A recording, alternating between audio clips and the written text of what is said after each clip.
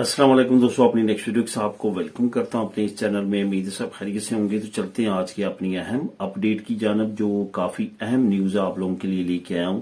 ये जो न्यूज है इसके बारे में काफी दिनों से शोर था और यूरोपीय यूनियन में और बाकी जो यूरोपीय यूनियन की कंट्रीज हैं वहां पे इंडिविजुअली और जो इज्तिमाई तौर पे काफी ज्यादा जो है तंजीमें भी सरगर्म थी इस कानून को फेल करवाने के लिए, ताकि ये कानून पास ना हो सके। क्यों ऐसा किया जा रहा था, उसकी सबसे बड़ी वजह ये थी कि ये कानून पास होने के बाद इमिग्रेंट्स की यूरोपीय यूनियन में जो एंट्री है और उसके बाद लीगल होने का प्रोसेस है तकरीबन नामुमकिन हो जाएगा। अगर यहाँ पे की आता है और यहाँ पे आगे असाइलम अप्लाई करना चाहेगा यूरोपीय यूनियन के किसी कंट्री में, तो वो बहुत ज्यादा मुश्किल होगा। अगर होगा भी तो इतनी ज्यादा सख्ती होगी तो उनके केसेस जो हैं वो शादो नादर ही पास होंगे अगर वो असाइलम, अजील या कुछ और सिलसिले में यहाँ पे आते हैं। और खास तौर पे अनडॉक्यूमेंटेड इमिग्रेंट्स अगर यूरोपीय यूनियन के बॉर्डर को क्रॉस करके इंटर होते हैं तो उनके लिए भी बहुत ज्यादा ये सख्त कानून साबित होगा। ये कानून आखिरकार पार्लियामेंट में बड़ी वोटिंग से जो है वो लीड से पास कर लिया गया है। उसकी बड़ी रीजन जो बताई जा रही है वो यही है कि ज्यादातर ममालिक में अभी इमिग्रेशन मुखालिफ पार्टीज की हुकूमतें हैं, जिसमें राइट विंग्स पार्टीज वगैरह हैं, तो जिसकी वजह से इस कानून को बड़ी आसानी के साथ पास कर लिया गया। इस कानून में क्या खास चीजें हैं और इस कानून की तरफ जाने से पहले आपको बताता चलूं कि सिर्फ पिछले 3 महीनों में जो यूरोपीय यूनियन है उन्होंने 1,32,000 लोगों को जो है वो डिपोर्ट किया है, जिसमें सरफहरिस्त जो है वो इटली है। आपको पता है कि इटली, ग्रीस ये वो ममालिक है जहां पे बहुत बड़ी तादाद में लोग जो हैं वो इलीगल यानी कि अनडॉक्यूमेंटेड इमिग्रेंट्स इंटर होते हैं, खासतौर पे अफ्रीका साइड पे, जिसकी वजह से वहां पे बहुत ज्यादा सख्ती की जा रही है।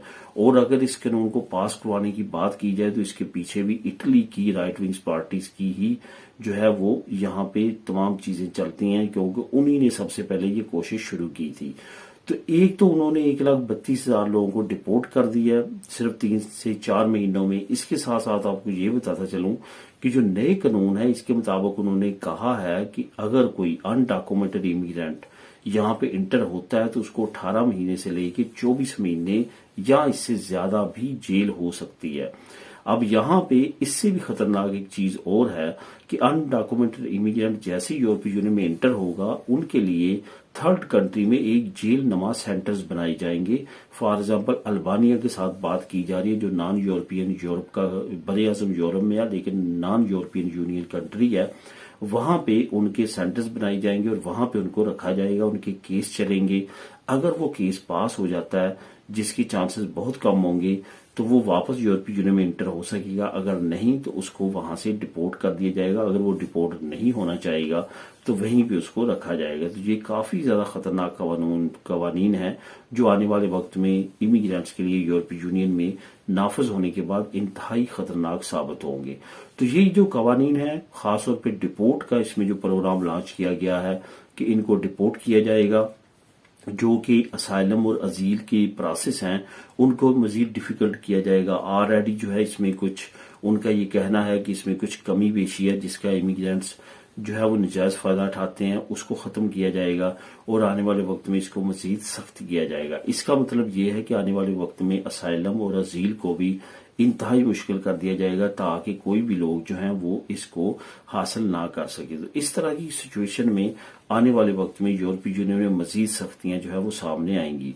अब जो ताज़ा तीन सिचुएशन आप बन रही है, जिसमें अभी स्पेन के बारे में भी उनका काफी एक अहम बयान सामने आया, उनकी एक अहम सेक्रेटरी का।